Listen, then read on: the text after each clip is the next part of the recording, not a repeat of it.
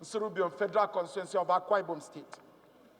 Mr. Speaker, I want to thank you for the opportunity you've given me to lend my voice to this timely motion.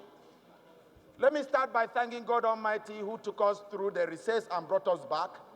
And I want to welcome all our colleagues and give God the glory. Mr. Speaker, I want to commend the mover of this motion, Honorable Dashton Bagos, for timelessly bringing this motion for discussion and debate in these hallowed chambers. Mr. Speaker, I want to say that the leadership of this House had considered this matter as a matter of urgent public importance even before we reconvened plenary today.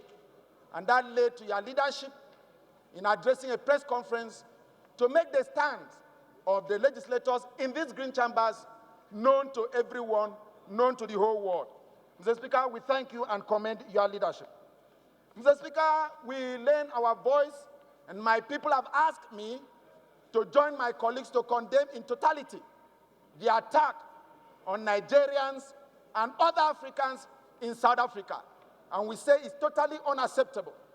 And we thank different arms of government for the effort that they have taken in making sure that this matter is addressed. Mr. Speaker, I want to come from an economic point of view.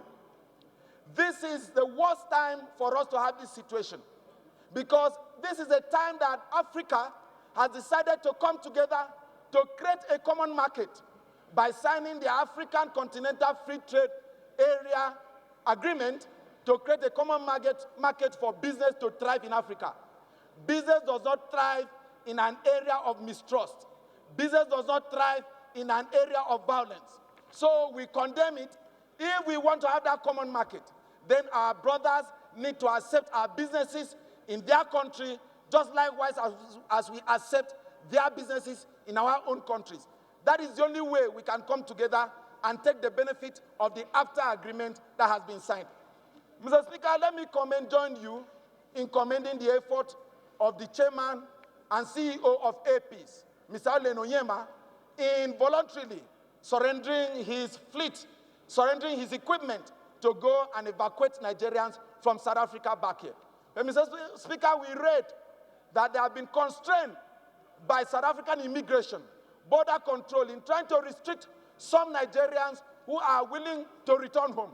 And our effort today is to come out loud, clearly, to ask South Africa to allow Nigerians who want to come back home to take the benefit of the free flight that has been offered by APs to bring them home.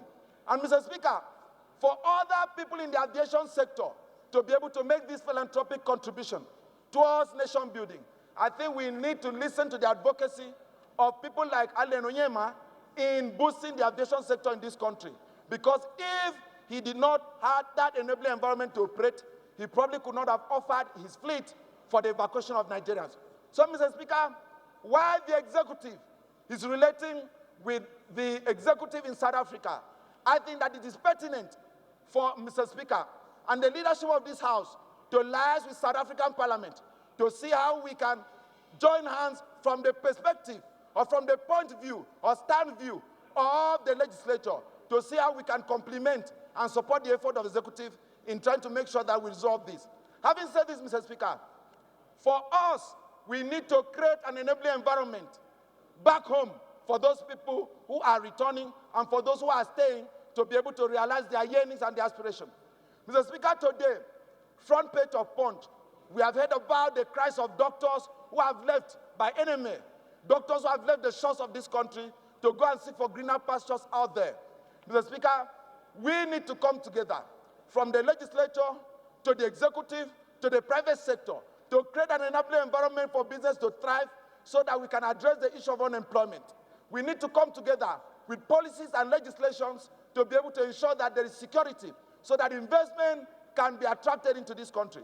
So, Mr. Speaker, I lend my voice, I support the mover of the motion, and I adopt in totality the views as expressed by other speakers in support of these motions. Those are my humble views, Mr. Speaker, and thank you for this opportunity.